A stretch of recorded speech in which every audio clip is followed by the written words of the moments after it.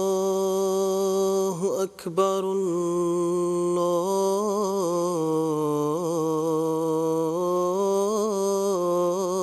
الله أكبر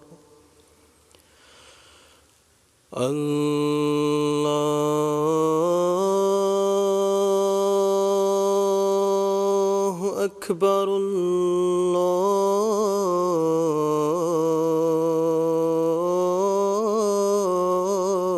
الله أكبر أشهد أن لا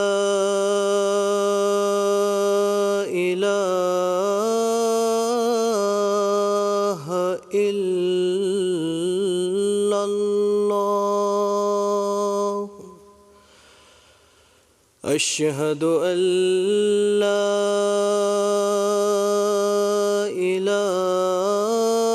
إله إلا الله أشهد أن محمدًا رسول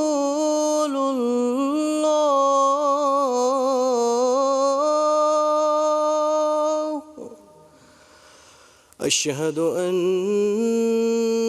محمدًا رسول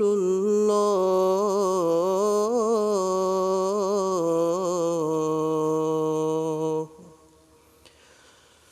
حي على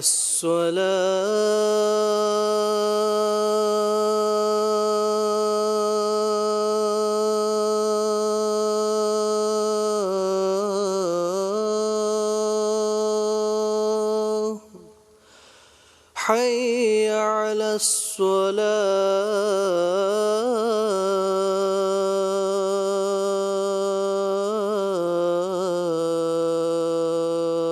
الصلاة حي على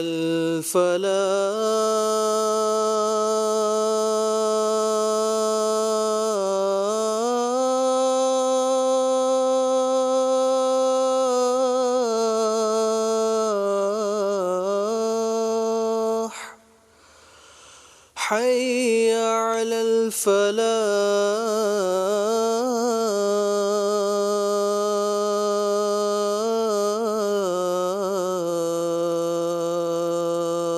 الفلاح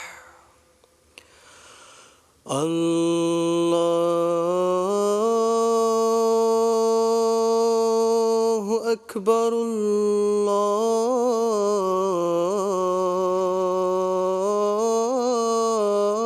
الله أكبر لا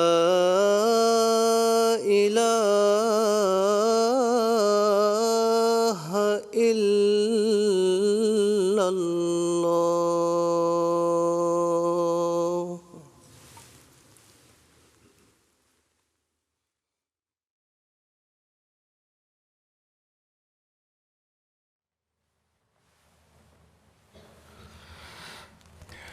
السلام علیکم ورحمۃ اللہ.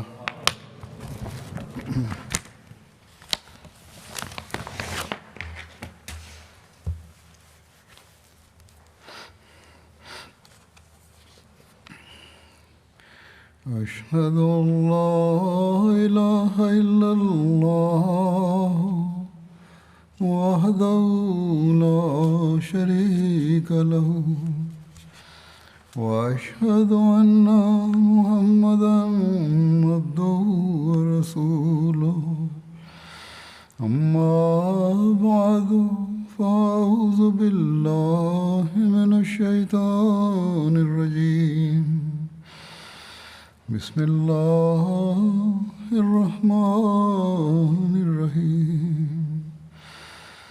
الحمد لله رب العالمين الرحمن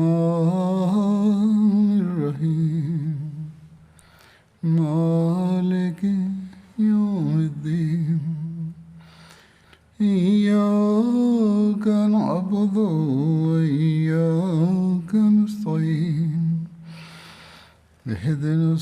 الصراط المستقيم صراط الذين أنعمت عليهم غير المغضوب عليهم ولا الضالين.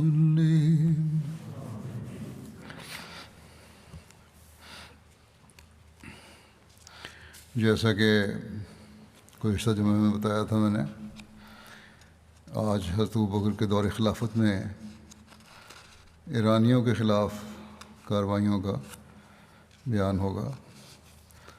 اس سلسلے میں ایک جنگ جو ہوئی اسے جنگ ذات السلاسل یا جنگ کاظمہ کہتے ہیں۔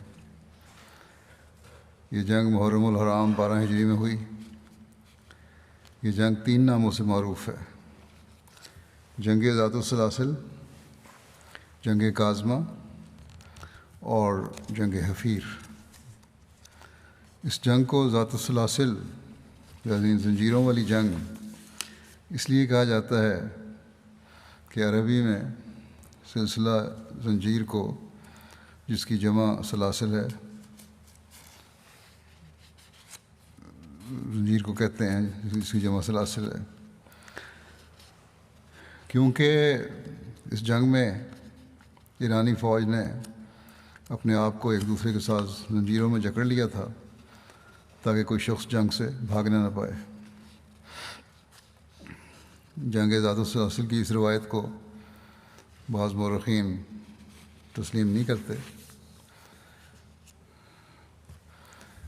یہ جنگ مسلمانوں اور ایرانیوں کے درمیان کاظمہ مقام کے قریب لڑی گئی تھی، اس لیے اسے جنگ کاظمہ کے نام سے بھی موسوم کرتے ہیں۔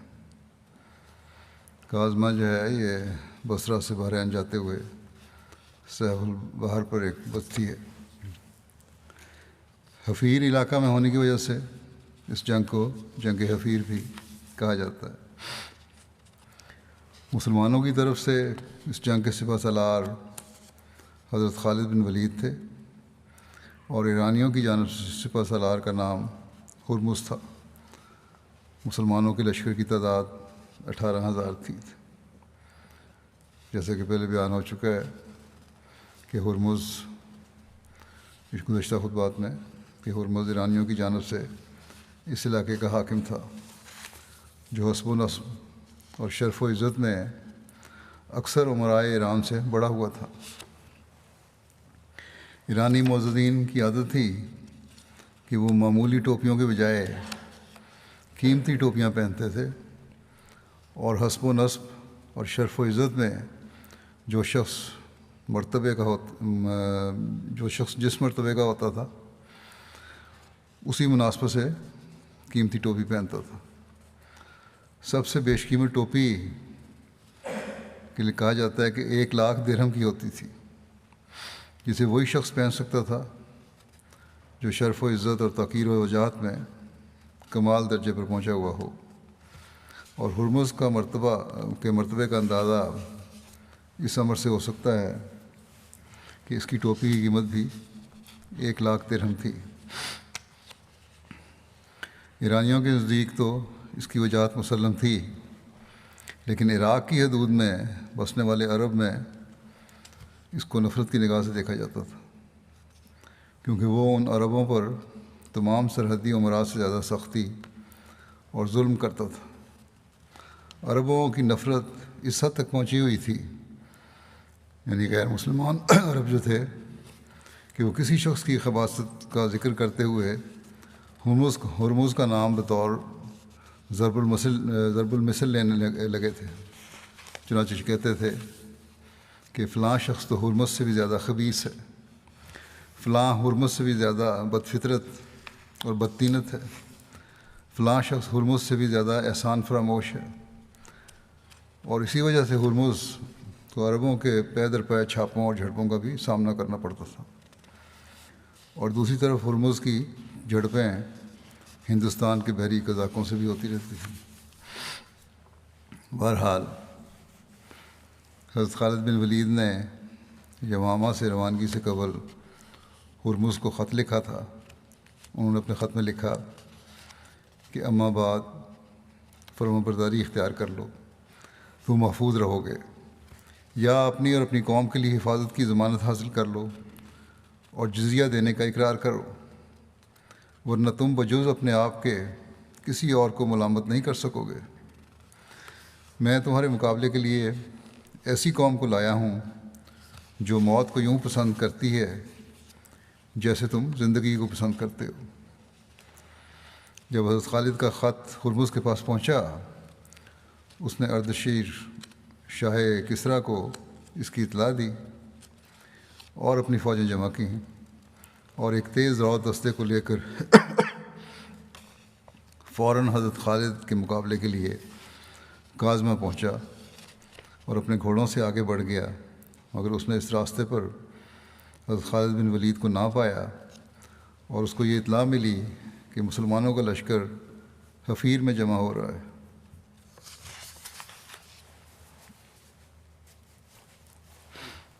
اس لیے پلٹ کر حفیر کی طرف روانہ ہوا۔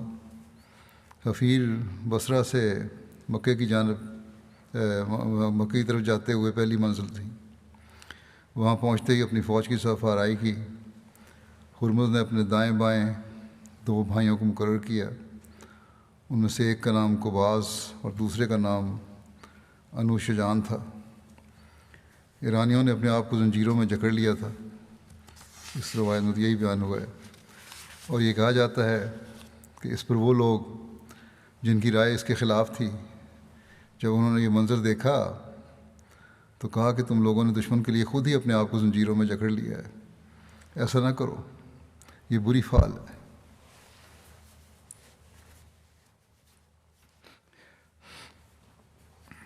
اس کا انہوں نے جواب دیا جو اس حق میں تھے کہ زنجیروں سے جکڑا جائے کہ تمہارے متعلق ہمیں اطلاع ملی ہے کہ تم بھاگنے کا ارادہ رکھتے ہو۔ جب حضرت خالد کو ہرمز کے حفیر پہنچنے کی اطلاع ملی تو آپ اپنے لشکر کو لے کر کاظمہ کی طرف مڑ گئے۔ ہرمز کو اس کا پتہ چل گیا تو فوراً کاظمہ کی طرف روانہ ہوا اور وہاں پڑاؤ کیا۔ ہرمز اور اس کے لشکر نے صف آرائی کی اور پانی پر ان کا قبضہ تھا۔ جب حضرت خالد بن ولید آئے تو ان کو ایسے مقام پر اترنا پڑا جہاں پانی نہیں تھا۔ لوگوں نے آپ سے اس کی شکایت کی۔ آپ کے منادی نے اعلان کیا کہ سب لوگ اتر پڑیں اور سامان نیچے اتار لیں اور دشمن سے پانی کے لیے لڑائی کریں، کیونکہ وہ خدا پانی پر اسی جماعت کا قبضہ ہوگا جو دونوں گروہوں میں سے زیادہ ثابت قدم رہے گی اور دونوں لشکروں میں زیادہ معزز ہوگی۔ اس پر سامان اتار لیا گیا۔ سوار فوج اپنی جگہ کھڑی رہی، پیدل فوج نے پیش قدمی کی اور دشمن پر حملہ آور ہوئی۔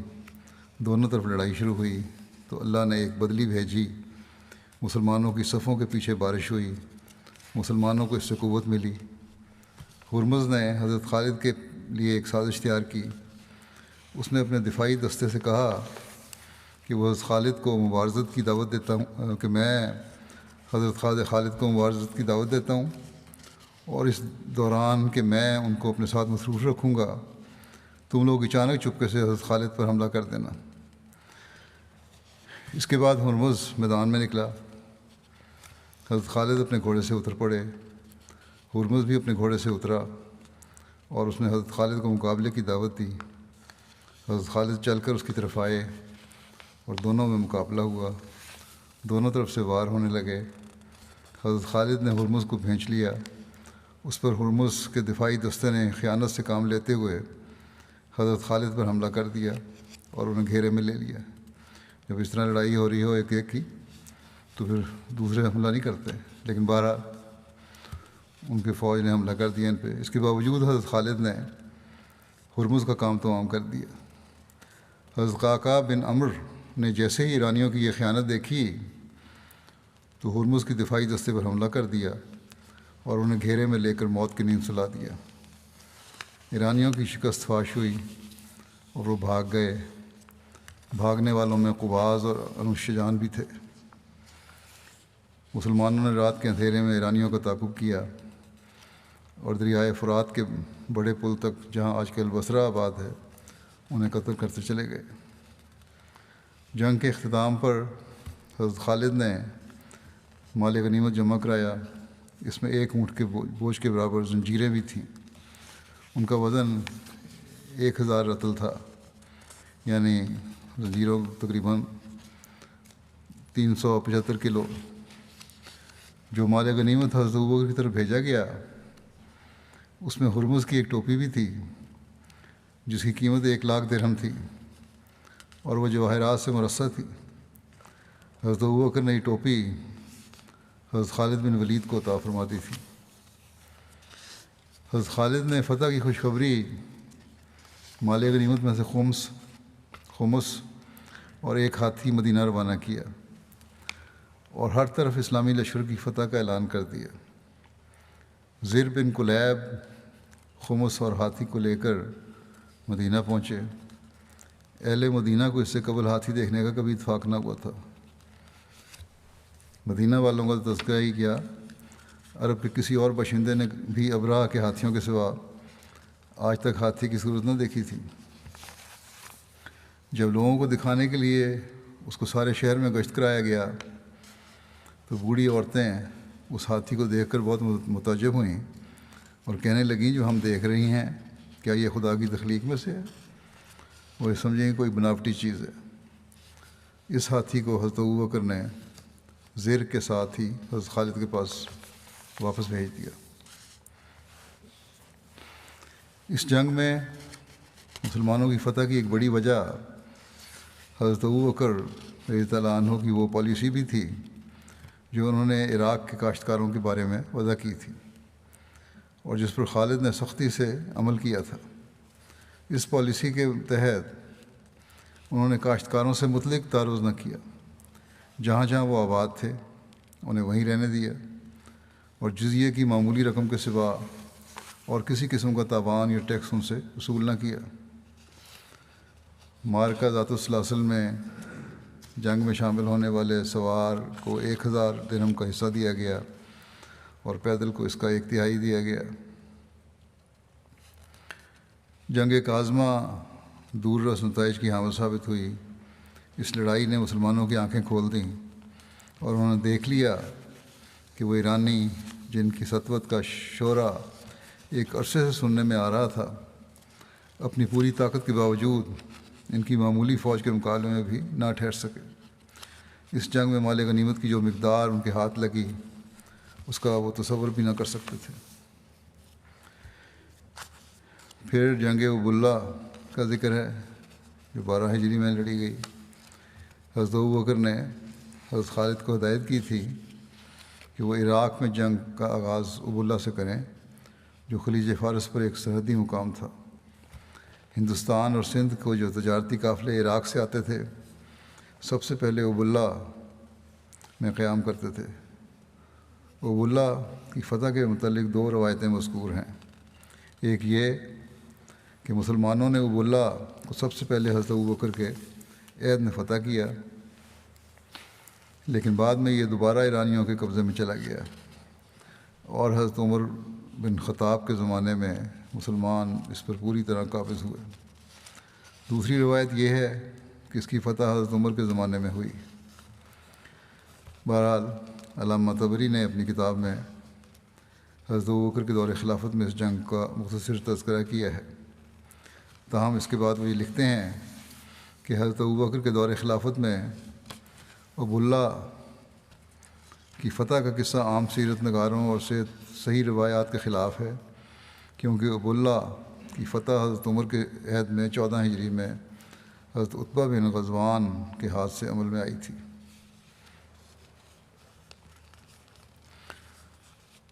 تاریخ کی اور کتابوں میں جنگ ابواللہ کا ذکر اس طرح آیا ہے۔ بعض مورخین اس کو پہلی بار حضرت ابوبکر کے عہد مبارک میں ہونا بیان کرتے ہیں اور بعض اس کی تردید کرتے ہیں کہ یہ جنگ حضرت ابوبکر کے عہد میں نہیں بلکہ حضرت عمر کے عہد میں ہوئی تھی۔ لیکن کتب تاریخ میں حضرت ابوبکر اور حضرت عمر اور دونوں کے عہد مبارک میں جنگ ابواللہ اور ابواللہ کی فتح کا ذکر ملتا ہے۔ معلوم یہ ہوتا ہے کہ اس کی پہلی بار فتح حضرت ابوبکر کے عہد مبارک میں ہوئی تھی، لیکن بعد میں ایرانیوں کی بحری امداد کے بل بوتے پر اہل ابو اللہ نے بغاوت کر کے آزادی حاصل کر لی۔ پھر حضرت عمر کے عہد مبارک میں یہ دوبارہ فتح ہوا۔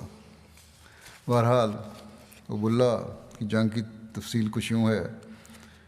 جنگ ذات السلاسل کے اختتام پر حضرت خالد بن ولید نے حضرت مثنیٰ کو ایرانیوں کے شکست خوردہ لشکر کے تعاقب میں بھیجا، اور ساتھ ہی حضرت معقل کو ابو اللہ بھیجا کہ وہاں پہنچ کر مال غنیمت جمع کر لیں اور قیدیوں کو گرفتار کر لیں۔ چنانچہ معقل وہاں سے روانہ ہو کر ابو اللہ پہنچے اور مال غنیمت اور قیدی جمع کر لیے۔ بعد میں حضرت عمر کے عہد مبارک میں اس کی فتح کی تفصیل کچھ یوں ہے کہ حضرت عمر نے حضرت عتبہ بن غزوان کو 14 یا 16 ہجری میں بصرہ کی طرف روانہ فرمایا۔ حضرت عتبہ وہاں 1 مہینہ رہے۔ اہل ابو اللہ ان کے مقابلے کے لیے نکلے۔ یہ 500 اجمی سپاہی تھے جو ابو اللہ کی حفاظت پر مامور تھے۔ حضرت عتبہ نے ان لوگوں سے لڑائی کی اور انہیں شکست دی، یہاں تک کہ ایرانی شہر کے اندر گھس گئے اور حضرت عتبہ اپنے لشکر میں لوٹ آئے۔ اللہ نے فارسیوں کے دل میں رعب ڈال دیا۔ وہ شہر سے نکل گئے اور تھوڑا بہت سامان لے کر کشتیوں میں بیٹھے اور دریا عبور کر کے چلے گئے۔ اس طرح پورا شہر خالی ہو گیا۔ مسلمان شہر میں داخل ہو گئے۔ یہاں پر مسلمانوں کو کافی سامان، ہتھیار اور دیگر مختلف چیزیں ہاتھ آئیں اور قیدی بھی ملے۔ اس سارے سامان کا خمس نکال کر باقی مال غنیمت مجاہدین میں تقسیم کر دیا گیا۔ مسلمانوں کی تعداد 300 تھی۔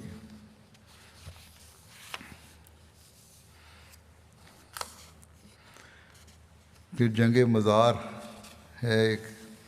جنگ مزار صفر 12 ہجری میں ہوا۔ یہ مارکا جنگ 12 ہجری میں لڑی گئی۔ مزار مسان کا قصبہ ہے۔ مزار اور بصرہ کے درمیان 4 دن کی مسافت کے برابر فاصلہ ہے۔ اس واقعہ کے روز لوگوں کی زبان پر فکرہ تھا کہ سفر کا مہینہ آ گیا ہے اور اس میں ہر ظالم سرکش قتل ہوگا جہاں دریا اکٹھے ہوتے ہیں۔ ہرمز ذات السلاسل کی جنگ میں حضرت خالد بن ولید کے مد مقابل تھا۔ اس نے اپنے بادشاہ کو مدد کے لیے لکھا تھا۔ بادشاہ نے اس کی مدد کے لیے قارن کی قیادت میں ایک لشکر بھیجا، مگر وہ لشکر ابھی مزار کے مقام پر پہنچا تھا کہ اس کو جنگ ذات السلاسل میں ہرمز کی شکست کی اور اس کے مارے جانے کی اطلاع ملی، اور ساتھ ہی ہرمز کی فوج کے شکست کھائے ہوئے دستے بھی مزار میں قارن سے آ ملے، اور ان میں سے بعض دستوں کے سپاہیوں نے دوسرے دستوں کے سپاہیوں سے کہا کہ اگر آج تم متفرق ہو گئے تو پھر کبھی جمع نہیں ہو سکو گے، اس لیے ایک دم واپسی کے لیے اکٹھے ہو جاؤ۔ وہ دوڑی ہوئی فوج جو تھی وہ بھی، اور جو نئی کمک آ رہی تھی، یہ نئی فوج جو آ رہی تھی ایران سے، ان کو دونوں مل گئے اور دونوں نے ایک دوسرے کو اس بات پر جوش دلایا کہ جنگ ہونی چاہیے۔ یہ بادشاہ کی مدد پر مشتمل نیا لشکر آن پہنچا ہے، انہوں نے کہا، جو دوڑے ہوئے تھے، اور یہ اس کا سپہ سالار قارن ہمارے ساتھ ہے۔ ممکن ہے کہ خدا ہمیں غلبہ عطا کرے اور ہمارے دشمن سے ہمیں نجات عطا فرمائے اور ہم اپنے نقصانات کی کسی قدر تلافی کر لیں۔ چنانچہ انہوں نے ایسا ہی کیا اور انہوں نے مزار میں پڑاؤ ڈال دیا۔ قارن نے ہر اول دستے پر قباز اور انوش جان کو مقرر کیا جو جنگ ذات السلاسل میں فرار ہو گئے تھے۔ دوسری طرف دشمن کی اس تیاری کی اطلاع حضرت مثنیٰ اور حضرت معنا نے حضرت خالد بن ولید کو بھیج دی۔ حضرت خالد نے قارن کی اطلاع پاتے ہی مارکہ ذات السلاسل میں حاصل ہونے والا مال غنیمت انہی مجاہدین نے تقسیم کر دیا جن کو خدا نے وہ مال غنیمت دیا تھا، اور خمس میں سے بھی مزید جس قدر چاہا دیا، اور مارکہ ذات السلاسل میں حاصل ہونے والا باقی مال غنیمت اور اس مارکے میں جو فتح ہوئی تھی اس کی خوشخبری حضرت ابوبکر کی خدمت میں بھجوا دی، اور اس امر سے بھی مطلع کر دیا کہ مارکہ ذات السلاسل میں دشمنوں کی ہزیمت خوردہ افواج اور قارن کی سربراہی میں آنے والا نیا لشکر ایک جگہ جمع ہو رہے ہیں۔ چنانچہ حضرت خالد روانہ ہوئے اور مزار میں قارن کی فوج کے مقابلے پر آئے اور اپنی فوج کی صف آرائی کی۔ دونوں طرف سے مقابلہ ہوا، دونوں حریفوں کی نہایت غیظ و غضب کی حالت میں مٹ بھیڑ ہوئی۔ قارن مبارزت کے لیے میدان میں نکلا، دوسری طرف سے اس کے مقابل کے لیے حضرت خالد اور حضرت معقل بن عاشا آگے بڑھے۔ دونوں قارن کی طرف لپکے، مگر حضرت معقل نے حضرت خالد سے پہلے قارن کو جا لیا اور اسے قتل کر دیا۔ حضرت عاصم نے انو شجان کو اور حضرت عدی نے قباز کو قتل کر دیا۔ ان تینوں سرداروں کے مارے جانے سے ایرانی حوصلہ ہار بیٹھے اور میدان چھوڑ کر بھاگنے لگے۔ اس جنگ میں اہل فارس کی بہت بڑی تعداد ماری گئی، اور جو لوگ پسپا ہوئے وہ اپنی کشتیوں میں سوار ہو کر بھاگے۔ حضرت خالد نے مزار میں قیام کیا اور ہر مقتول کا سامان، خواہ وہ کسی قیمت کا ہو، اسی مجاہد کو عطا کیا جس نے اسے قتل کیا تھا، اور مال فے کو بھی ان میں تقسیم کیا۔ نیز خمس میں سے ان لوگوں کو حصہ دیا جنہوں نے نمایاں کارنامے سر انجام دیے تھے، اور خمس کے باقی حصے کو ایک وفد کے ساتھ حضرت سعید بن نعمان کی سرکردگی میں مدینہ روانہ کر دیا۔ ایک روایت کے مطابق اس جنگ میں 30,000 ایرانی قتل ہوئے، اور یہ ان کے علاوہ ہیں جو نہر میں ڈوب کر مر گئے، اور کہا جاتا ہے کہ اگر یہ پانی مانے نہ ہوتا تو ان میں سے ایک بھی نہ بچتا۔ پھر بھی جو لوگ بچ کر بھاگے وہ بہت پراگندہ حال اور اپنا سب کچھ چھوڑ کر بھاگے۔ جنگ کے بعد لڑائی میں حصہ لینے والوں اور ایرانی فوج کی حمایت کرنے والوں کو ماں اہل و عیال کے قید کر لیا گیا۔ ان قیدیوں میں ابو الحسن بصری بھی شامل تھے۔ ابو الحسن بصری کے بارے میں کہا جاتا ہے کہ امام حسن کے بصری کے والد تھے، جو کہ بصرہ کے مشہور واعظ اور صوفی تھے، مسلمان ہوئے۔ کہا جاتا ہے کہ ابو الحسن بصری کو قید کرنے کے بعد مدینہ لایا گیا، جہاں ان کی مالکہ نے انہیں آزاد کر دیا تھا۔ اس فتح کے بعد عام رعایا سے بے حد نرمی کا سلوک کیا گیا۔ کاشتکاروں اور ان تمام لوگوں کو بغیر کسی قسم کی تکلیف پہنچائے جزیہ کی ادائیگی پر آمادہ کر دیا گیا۔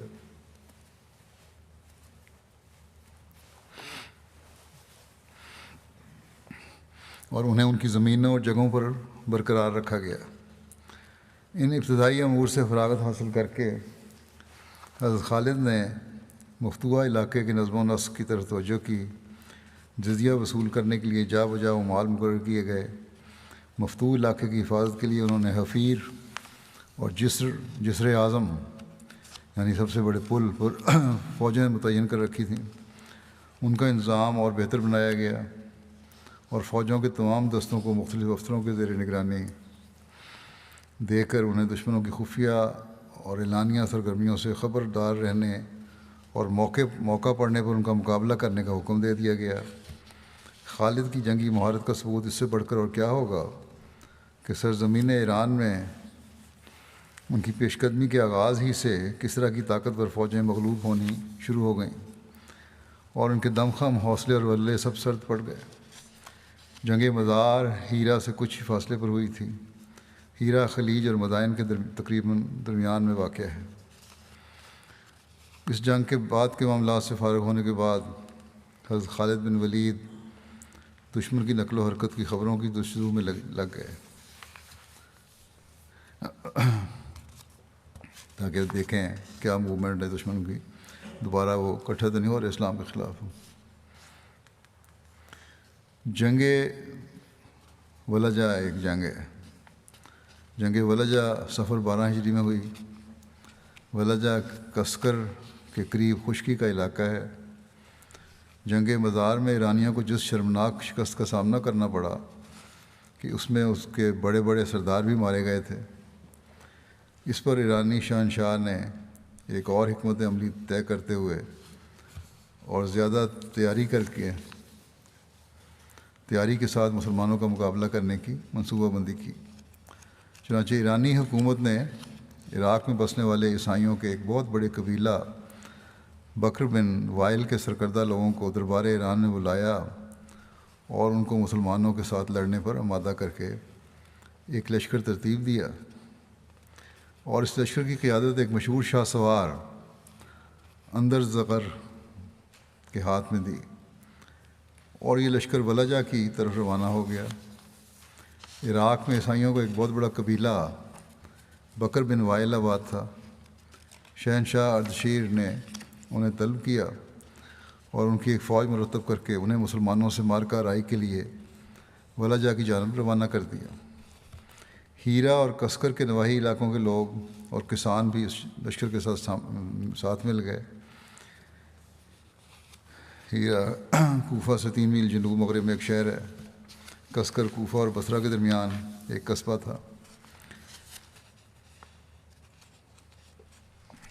بہرحال لیکن اس خیال سے کہ مسلمانوں پر فتح یابی کا فخر مکمل طور پر عیسائی عربوں کے حصے میں نہ آئے، اپنے ایک بڑے سپہ سالار بہمن جازوہ کو بھی ایک بھاری لشکر کے ساتھ ان کے پیچھے ہی روانہ کر دیا۔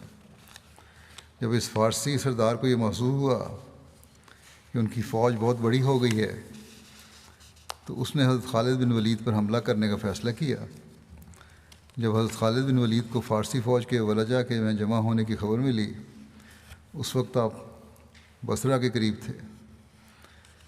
آپ نے مناسب سمجھا کہ فارسی فوج پر 3 جہات سے حملہ کریں تاکہ ان کی جمعیت منتشر ہو جائے اور اس طرح اچانک حملے سے فارسی فوج پریشانی کا شکار ہو جائے۔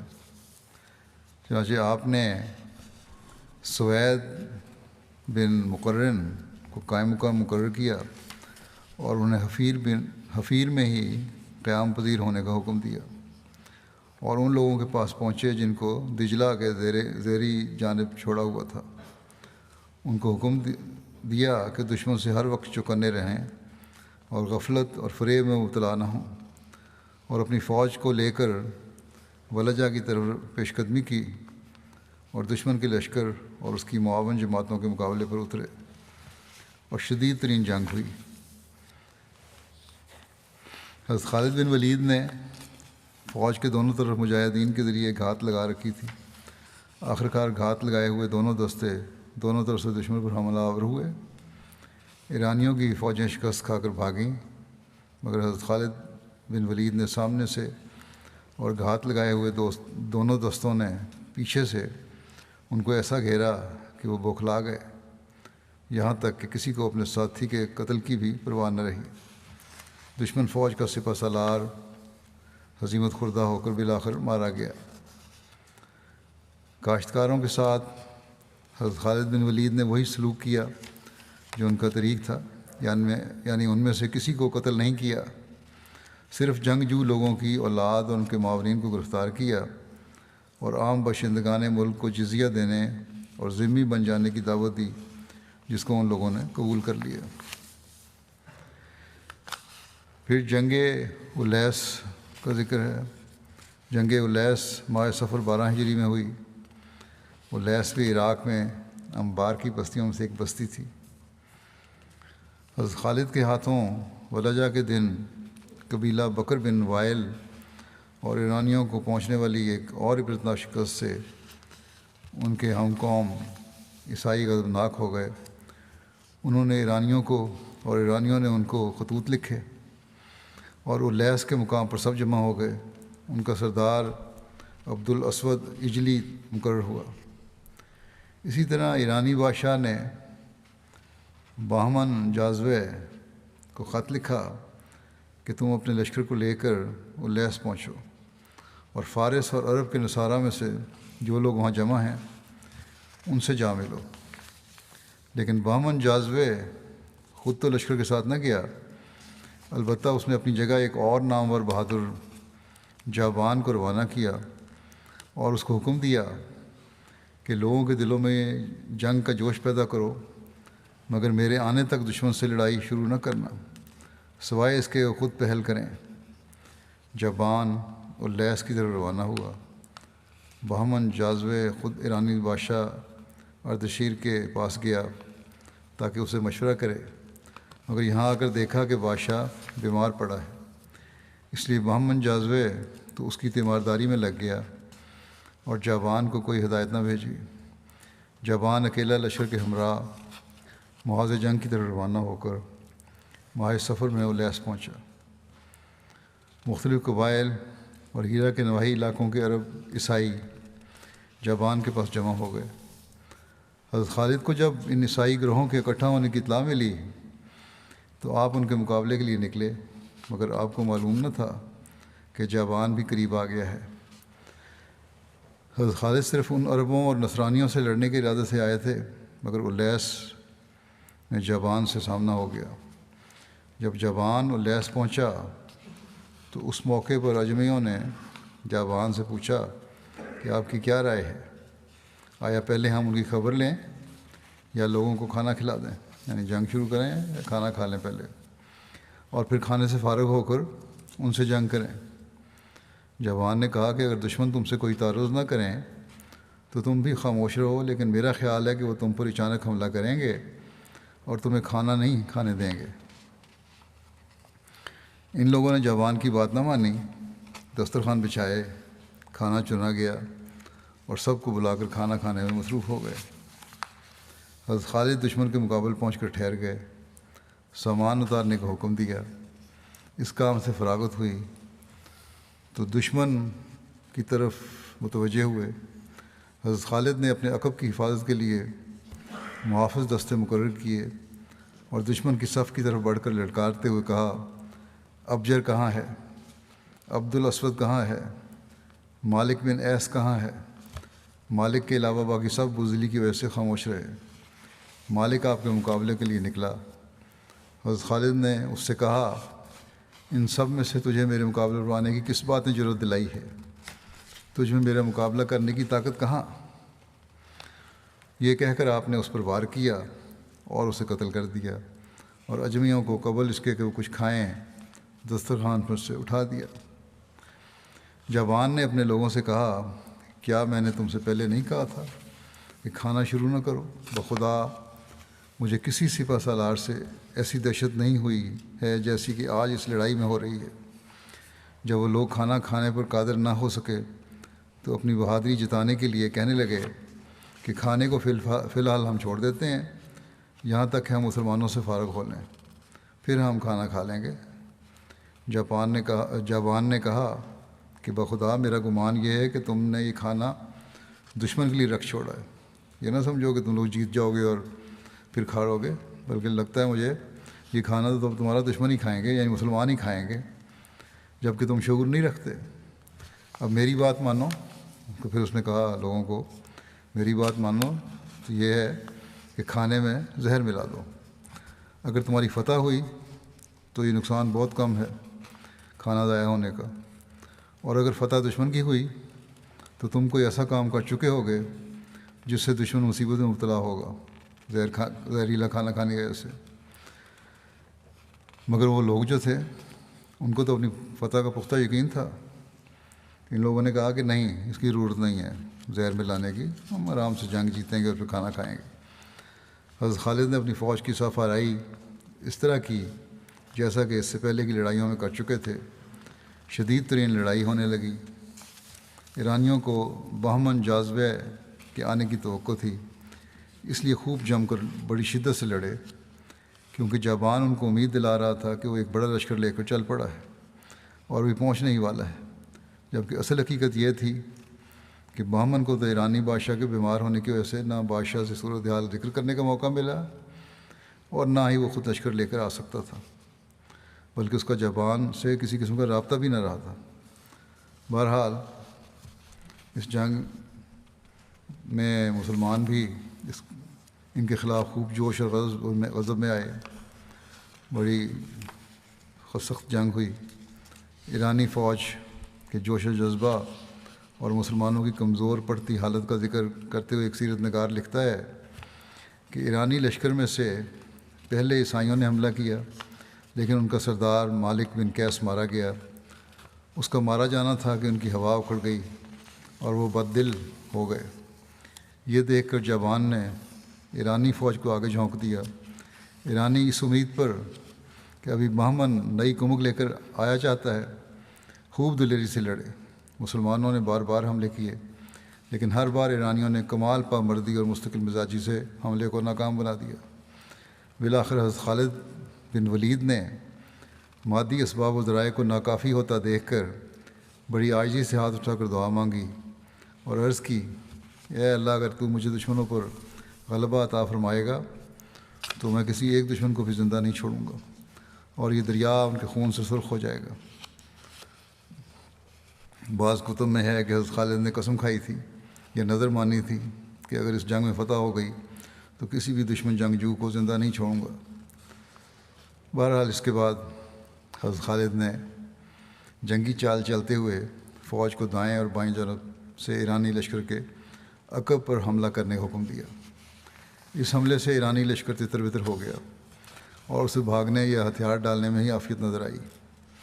حضرت خالد نے حکم دیا کہ دشمن کو پکڑ کر قیدی بنا لو اور مقابلہ کرنے والوں کے سوا کسی کو قتل نہ کرو، صرف ان کو قتل کرنا جو مقابلہ کرتے ہیں۔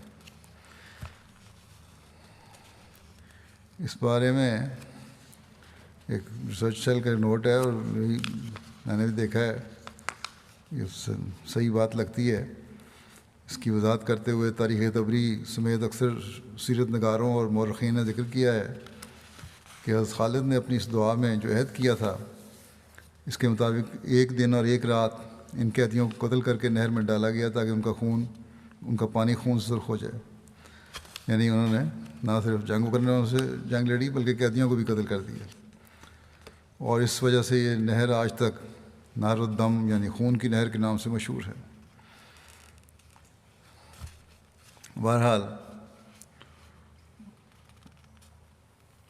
لیکن یہ حقیقت نہیں لگتی کہ قیدیوں کو قتل کر کے پھر خون پھینکا گیا ہو نہر میں، اور سیرت نگاروں نے کچھ تساہل یا مبالغہ سے کام لیا ہے۔ یہ عین ممکن ہے کہ وہ ذہن جو اسلامی جنگوں میں جان بوجھ کر ظلم و بربریت کی جھوٹی کہانیاں شامل کرنے کا بیڑا اٹھائے ہوئے تھے، انہوں نے جہاں موقع ملا اپنی طرف سے ایسے واقعات کو شامل کر دیا تھا۔ تاریخ نگاروں میں بعض دشمن بھی تھے، ایسے دشمنی رکھنے والے یا کینہ رکھنے والے جو مسلمانوں کے خلاف کوئی نہ کوئی ایسی بات لکھ دیا کرتے تھے۔ انہوں نے لکھ دیا ہو کہ قیدیوں کو قتل کر کے نہر میں بہا دیا، لیکن بہرحال بظاہر یہ لگتا ہے کہ ایسا ہی بات شامل کی گئی ہے تاکہ دجل اور فریب سے لوگوں کے سامنے یہ پیش کریں کہ دیکھیں کس طرح مسلمانوں نے ظلم و ستم کیے اور نہیتے قیدیوں کو قتل کیا گیا۔ ہر چند کے اول تو قیدیوں کو قتل کرنا اس وقت کے قواعد و ضوابط اور جاری جنگی اصولوں کی روح سے کوئی قابل اعتراض امر بھی نہیں تھا، لیکن اسلامی جنگوں نے خصوصاً حضرت صلی اللہ علیہ وسلم کے عہد مبارک اور عہد خلافت راشدہ کی جنگوں میں واقعتاً ایسا ہوا بھی نہیں کہ قیدیوں کو اس طرح قتل کیا گیا۔ ہر چند کے ان جنگوں میں ہزاروں لاکھوں تک مقتولین کی تعداد ملتی ہے، لیکن سب وہ تھے کہ جو حالت جنگ میں مارے گئے تھے۔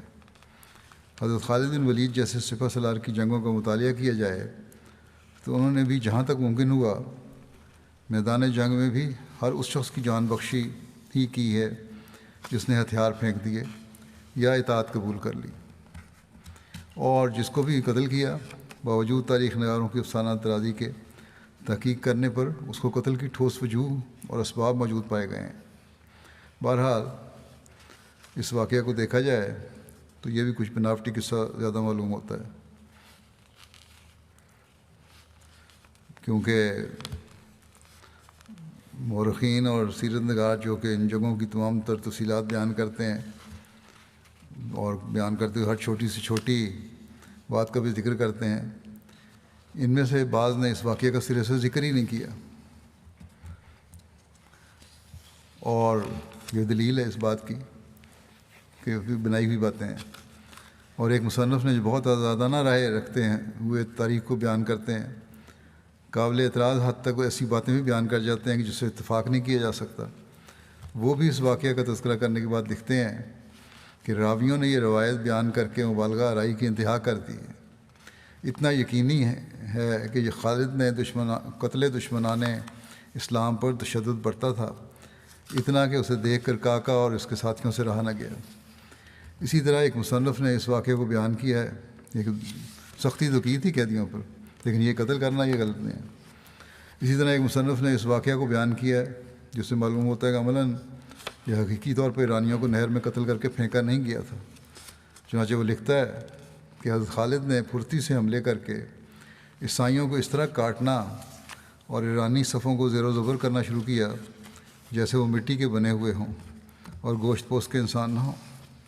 چونکہ ایرانی لمبائی میں دور تک پھیلے ہوئے تھے، اس لیے انہوں نے حلالی صورت میں آدھا دائرہ بنایا گیا تھا، بڑھ کر مسلمانوں کو نرغے میں لے لیا۔ اب صورت یہ ہو گئی کہ مسلمانوں کے چاروں طرف ایرانی اور عیسائی عرب چھا گئے اور بڑے جوش سے لڑنے لگے، لیکن جس جوش و خروش سے مسلمان لڑ رہے تھے وہ عیسائیوں میں نہیں تھا۔ ہر مسلمان خونخوار شیر بن گیا اور زوردار حملے کر کے عیسائیوں کو گھاس پھوس کی طرح کاٹ رہا تھا۔ اگرچہ ایرانی بھی مسلمانوں کو شہید اور زخمی کر رہے تھے، لیکن مسلمان بہت کم گر رہے تھے، اور جو زخمی ہوتا وہ اور بھی جوش کے ساتھ لڑنے لگتا تھا۔ ایرانی اس کثرت سے مر رہے تھے کہ ان کی لاشوں سے میدان پٹا پڑا تھا، اور جو ایرانی زخمی ہو جاتا تھا وہ میدان جنگ سے ہٹ جاتا تھا۔ مسلمانوں نے اس قدر خون ریزی کی کہ ان کے کپڑے پر خون کے دھبے جم گئے۔ ایرانیوں خالد بن ولید کے کپڑوں کا بھی یہی حال تھا۔ ایرانیوں کے خون سے زمین سیراب ہو گئی اور فالتو خون پانی کی طرح بہنے لگا۔ آخر ایرانیوں کو ہزیمت ہوئی، وہ بدحواس ہو کر بھاگے، مسلمان ان کے پیچھے لگ گئے اور دور تک انہیں قتل اور گرفتار کرتے چلے گئے، اور ایرانی ایسے بدحواس ہو کر بھاگے کہ ان کے ہزاروں سپاہی دریا میں گر کر ڈوب گئے۔ جب ایرانی دور نکل گئے تب مسلمان واپس لوٹے۔ اس لڑائی میں 70,000 ایرانی مارے گئے، مسلمان 138 شہید ہوئے۔ بہرحال مورخین اس بات پہ بھی حیرت ہوتی ہے کہ مسلمانوں نے ایرانیوں کی اتنی بڑی تعداد کو کیسے مار ڈالا۔ ایک تاریخ نگار نے یہ لکھا ہے۔ اس حوالے سے صاف ظاہر نظر آتا ہے کہ اگر نہر کے پانی کے سرخ ہو جانے والا واقعے کو درست تسلیم بھی کر لیا جائے تو وہ لوگ جن کی وجہ سے نہر خون سے سرخ ہو گئی وہ انہی زخمی سپاہیوں کے ڈوبنے کی وجہ سے بھی ہو سکتی تھی۔ لہذا کہا جا سکتا ہے کہ ایسے واقعات میں مبالغہ آرائی کی آمیزش بھی کسی حد تک شامل ہو گئی، جس کی بنا پر اسلامی جنگوں اور حضرت خالد بن ولید کی ذات پر رقیق حملے کرنے والوں کو مواقع ملے۔ یہ جنگوں میں مسلمانوں پر وحشیانہ طرز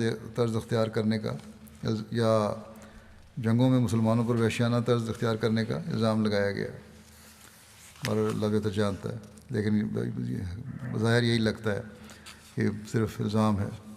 بہرحال جب دشمن ہزیمت اٹھا چکا اور اس کی فوج پراگندہ ہو گئی اور مسلمان ان کے تعاقب سے فارغ ہو کر واپس آ گئے تو حضرت خالد کھانے کے پاس آ کر کھڑے ہوئے اور کہا، یہ میں تم لوگوں کو دیتا ہوں، یہ تمہارے لیے ہے، کیونکہ رسول اللہ صلی اللہ علیہ وسلم غزوات میں جب میدان چھوڑ کر بھاگنے والے دشمن کا تیار کھانا پاتے تو اس کو اپنی فوج میں تقسیم کر دیتے تھے۔ چنانچہ مسلمان رات کے کھانے کے طور پر اسے کھانے لگے، اور لیس کی جنگ میں دشمن کے 70,000 آدمی ہلاک ہوئے، جیسا کہ ذکر ہو چکا ہے۔ امغیشیہ کی فتح کے بارے میں لکھا ہے، امغیشیہ کو اللہ نے صفر 12 ہجری میں جنگ کے بغیر ہی فتح کرا دیا تھا۔ امغیشیہ عراق میں ایک جگہ کا نام ہے۔ جب حضرت خالد اور لیس کی فتح سے فارغ ہو گئے تو آپ نے تیاری کی اور امغیشیہ آئے، مگر آپ کے آنے سے قبل ہی وہاں کے باشندے جلدی سے بستی چھوڑ کر بھاگ گئے اور سواد میں منتشر ہو گئے۔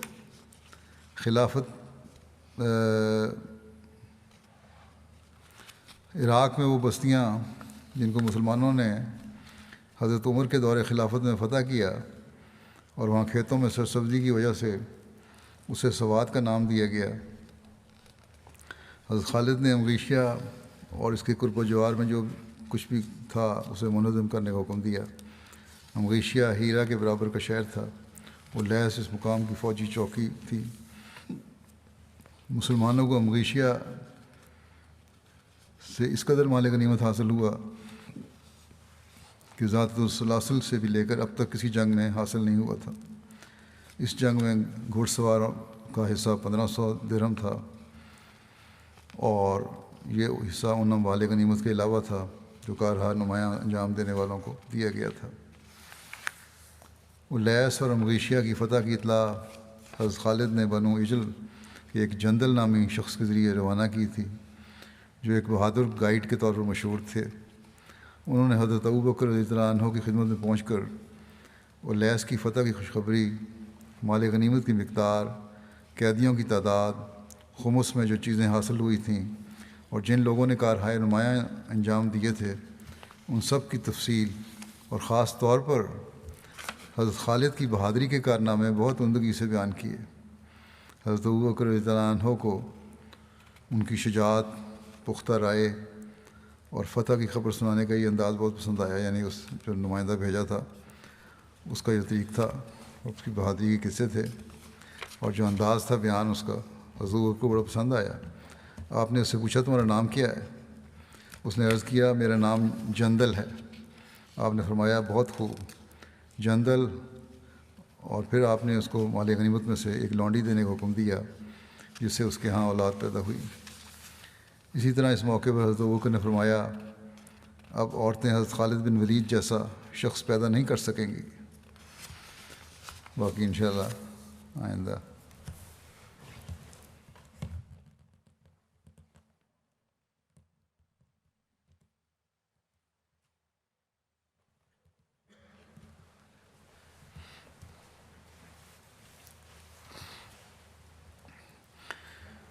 الحمد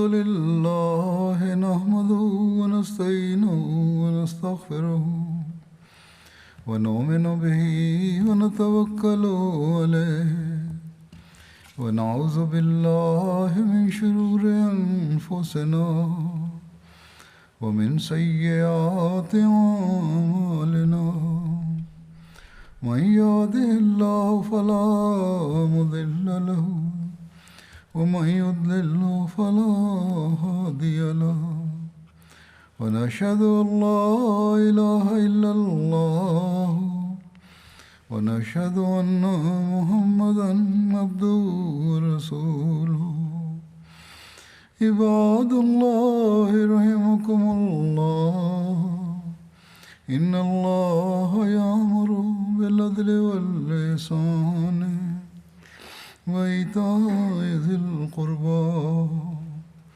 وينهى عن الفحشاء والمنكر والبغي يعظكم لعلكم تذكرون اذكروا الله يذكركم وادعوه يستجب لكم ولذكر الله أكبر